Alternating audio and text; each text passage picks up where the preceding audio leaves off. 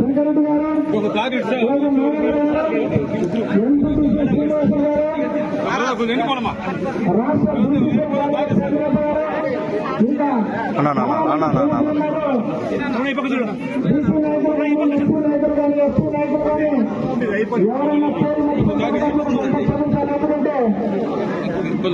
మన అగ్రికల్చర్ ఫలానా రైతే ఆ భూమి చేసుకుంటున్నాడు అని తెలియజేస్తే మేడం మేము దానికి ఖచ్చితంగా వాళ్ళు ఇప్పటికిప్పుడు చేయాలంటే కూడా కాదు, కానీ వాళ్ళు రెన్యువల్ చేసుకోవాలంటే అడంగల్ మీద విఆర్ఓ సైన్ చేసి సర్వేయర్ సైన్ చేస్తే మేము రెన్యువల్ పర్పస్ అనేసి నేను ఎన్ని వాటికైనా కూడా సంతకాలు చేయడానికి రెడీ మేడం. ఈ సందర్భంగా రైతులకందరికీ ఏం చెప్తున్నానంటే, మీరు ఎవరైతే భూముల్లో పంటలు వేసుకుని నిజంగా పంటలు వేసుకుని రెన్యువల్ చేయించుకుంటున్నారు, పంటలు వేయకుండా చాలా మంది ఉంటున్నారు. ఇప్పుడు కూడా మేము ఈ అగ్రికల్చర్ ఆఫీసర్ ద్వారా తెలుసుకునేది ఏంటంటే, నేను చెనక్కాయలు తీసుకుంటున్నారు కానీ 200, 300, 400లకు అమ్ముకుంటున్నారు. అట్లా కాకుండా ఎకరాకి 3 బస్తాలు ఇస్తామంటున్నారు. ఎకరా కంటే ఎక్కువ ఉండే వాళ్ళు కూడా మీరు అమ్ముకునే వాళ్ళు అయ్యేసరికి వాళ్ళకి నిజంగా రైతు పంట పండించేవాడికి లేకుండా పోతా ఉంది. అట్లా కాకుండా పంట ఎవరైతే వేస్తారో వాళ్ళు మాత్రమే బాగా తీసుకున్న వాళ్ళందరూ కూడా పంట పండించుకోవాలి అనేది నా యొక్క కోరిక. మీకు రెన్యువల్స్ అనేది ఏ విషయంలో నేను ఎప్పుడు మాత్రము ఏ విధంగానూ మీకు ఇబ్బంది పెట్టను. మీకు ఏ విధంగా అయితే రెన్యువల్ వీలైతుందో కన్సర్న్ బ్యాంక్ వాళ్ళని కానీ కన్సర్న్ ఆఫీసర్స్ కానీ నేనే డైరెక్ట్ గా కాంటాక్ట్ చేసి మీకు రెన్యువల్ అయ్యేలాగా చెప్తాను, చేస్తాను. మేము వచ్చిన కాడి నుంచి ఎలక్షన్ మూవ్మెంట్ అయినా కూడా మేడం మేము ఆకాశం కూడా అంతా సహకరిస్తున్నాయి, వర్షాలు వచ్చి అన్ని మంచి సూచనలు ఉన్నాయి. గత 5 సంవత్సరాలు మనం పడిన కష్టాలు ఇంకా ఎప్పుడు మనకి రాకూడదు, మంచి భవిష్యత్తు ఉండాలి అనే దానికి భూమి కూడా మనకి సహకరిస్తుంది. ఇంకా ఇప్పుడు దాకా అన్నవాళ్ళు చెప్పినట్టు ఈ తోటల భూములు, ఈ పాస్బుక్లు, రెన్యువల్ కానివ్వండి, రైతులు పడుతున్న కష్టాలు ఈ ఊరిలో అది లేకోకుండా చేసుకునే గొప్ప అవకాశం మన చేతుల్లో ఉంది. ఈ 5 సంవత్సరాల్లో ప్రతి ఒక్కరికి చేరాల్సిన భూమి వాళ్ళ పాస్బుక్లు వాళ్ళ చేతిలో ఉండేలా చూసుకున్నాము. ఈ సాయం కష్టం పడి మేము కూడా చేస్తాం, మీరు కూడా మాతో పాటు అడుగులేయండి. మామయ్య గారు ఇన్నేళ్లు కష్టపడ్డారు, 30 సంవత్సరాలు. ఇప్పుడు దాకా వచ్చిన పాస్బుక్లు ఎవరికైతే సొంతం ఉన్నాయో అవన్నీ కూడా ఆయన చేసింది. ఈ ఊర్లో ఏదైనా డెవలప్మెంట్ మనం ఇప్పుడు చూస్తున్నాము అంటే ఏదైనా ఓవర్ హెడ్ ట్యాంకులు చూడండి, సీసీ రోడ్లు చూడండి, స్ట్రీట్ లైట్లు ఏదైనా కానీ టీడీపీ ప్రభుత్వంలో మామయ్య గారు వేసింది. ఇంకా చాలా పెండింగ్ వర్క్స్ ఉన్నాయి, అవన్నీ కూడా ఈ 5 సంవత్సరాల్లో మామయ్య గారు అడుగుచాడల్లో నడిచి ఇది పూర్తి చేసే హామీ నేను ఇస్తున్నాను. ఇంకా బియ్యం కార్డులు, పెన్షన్లు ఇలాంటివి చాలా సమస్యలు నేను ప్రచారానికి వచ్చినప్పుడు చూసాను. చాలా మందికి పెన్షన్లు తీసేసిండేటివి, బియ్యం కార్డులు రావాల్సినవి, ఇంకా అలాంటివి ఎన్నో పథకాలు అందచేయకోకుండా ఉన్నారు ఈ గత 5 సంవత్సరాలు. ఇవన్నీ ఇబ్బందుల నుంచి బయటపడి ఇప్పుడు ఈ 2024 నుంచి చంద్రబాబు నాయుడు గారు ఏవైతే పథకాలతో ముందుకు వచ్చారో ప్రతి ఒక్కరి ఇంటికి అవి చేరేలా చూసుకుంటే ఇవి నేను ఖచ్చితంగా చూసుకుంటాను. మామయ్య అడుగుజాడల్లో నడిచి మామయ్య కోడలుగా నిల్చుంటానని నేను హామీ ఇస్తున్నాను. ఇప్పుడు రామలక్ష్మమ్మ గారు, ఇంకా ఇక్కడికి వచ్చిన ప్రతి ఒక్కరికి తంగేడుకుంట గ్రామ ప్రజలందరికీ పేరున నమస్కారాలు. రెండోసారి ఇస్తున్నాను. మొన్న ప్రచారానికి వచ్చాము, ఆ రోజు ఆహ్వానం ఎంత గొప్పగా పలికారో అది మీరు ఇచ్చిన మెజారిటీ రూపంలోనే కనిపిస్తుంది. ఇవాళ గెలిచాక మొట్టమొదటి కార్యక్రమం మన అగ్రికల్చర్ కొంచెం సర్పంచ్, ఎంపీపీ, జడ్పీటీ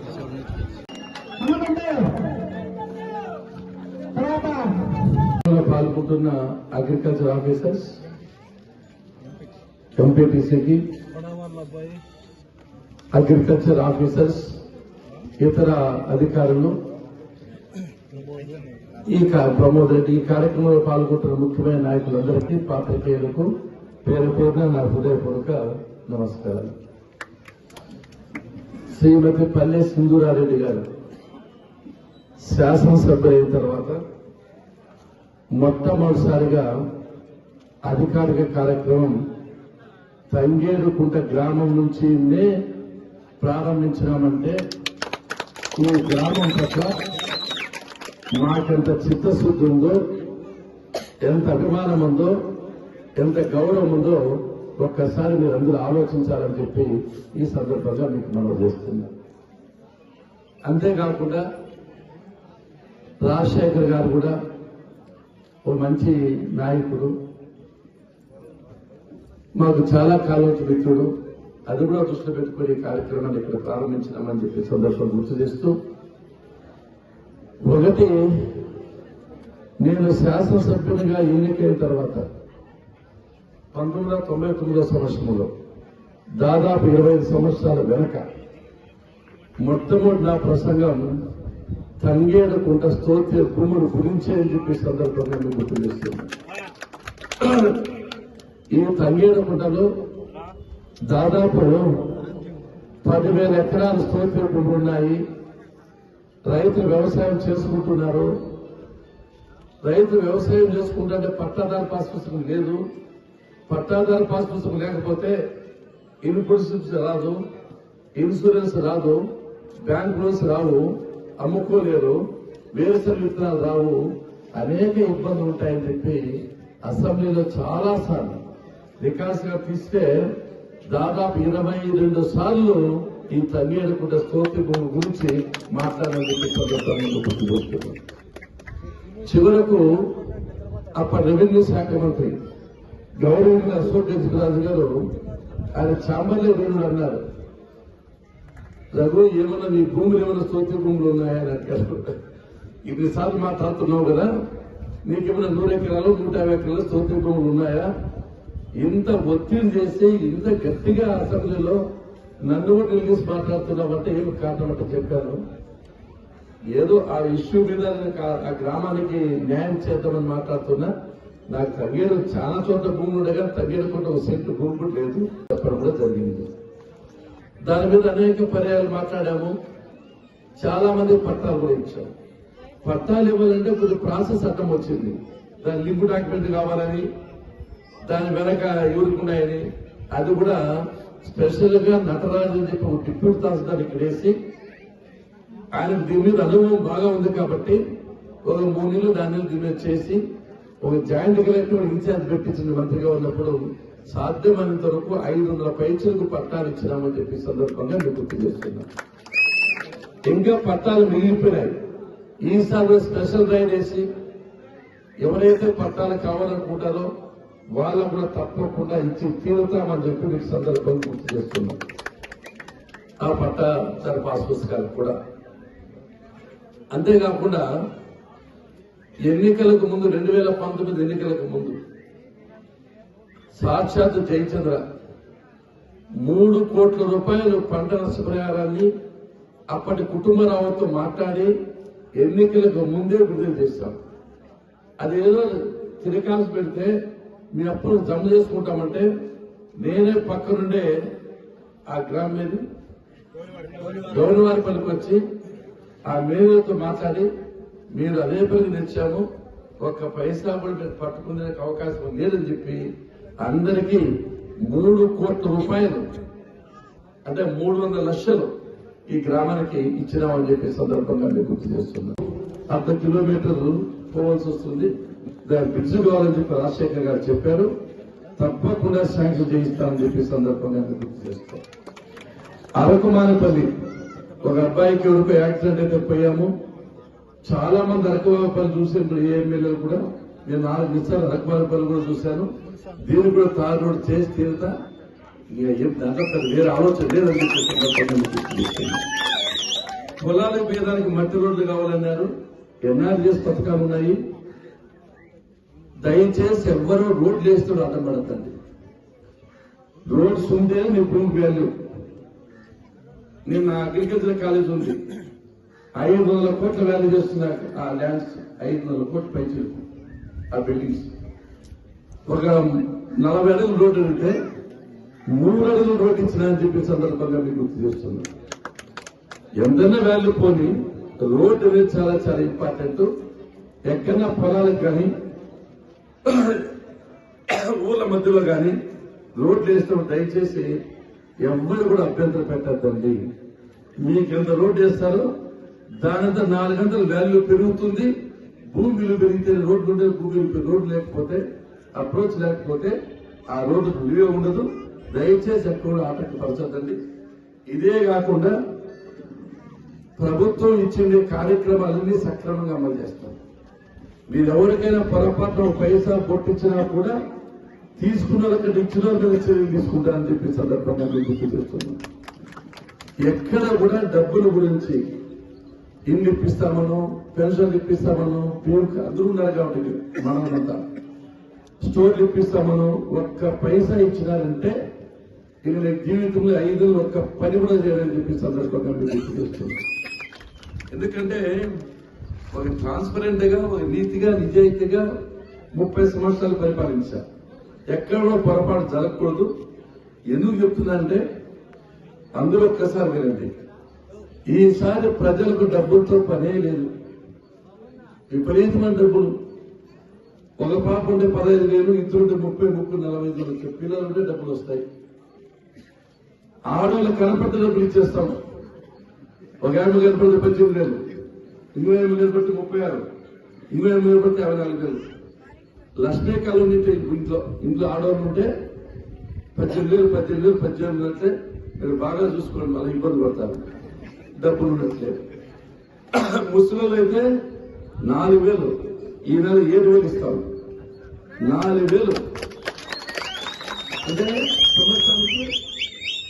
సంవత్సరానికి 45,000, 5,00,000. నువ్వు ఎన్ని ఎకరాలు పంట పెట్టండి. ఒక చదువుకున్న పిల్లలు ఉంటే నెలకు 3,000, 36,000.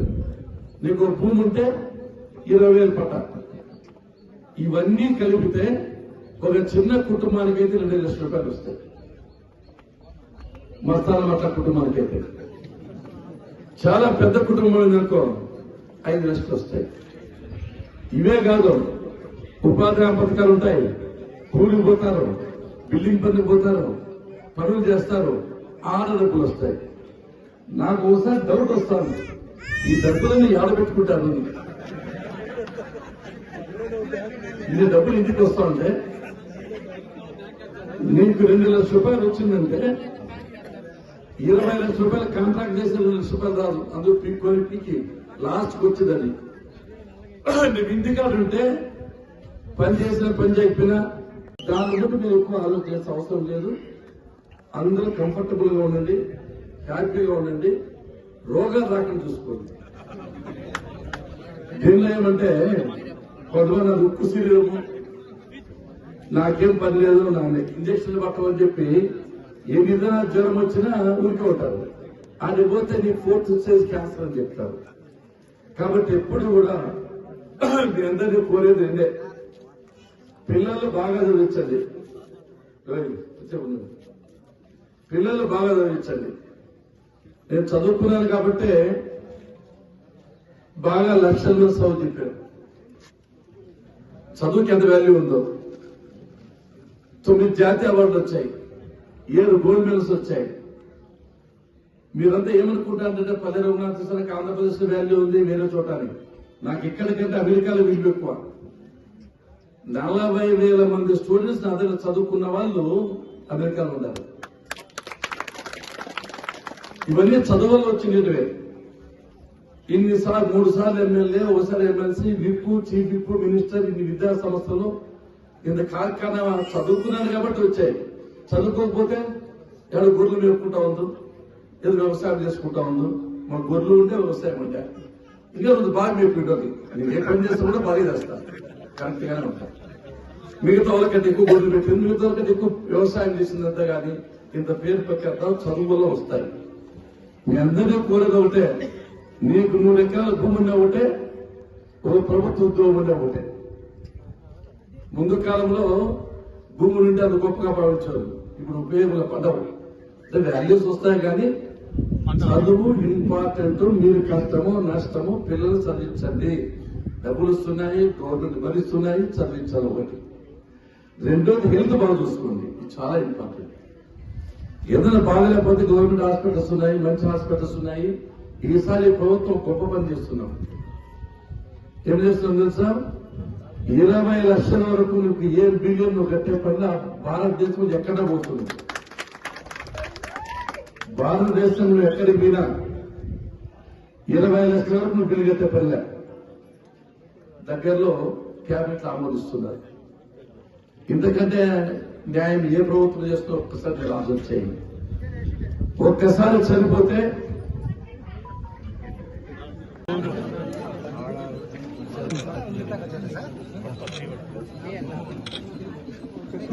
ఓకే ఎన్ని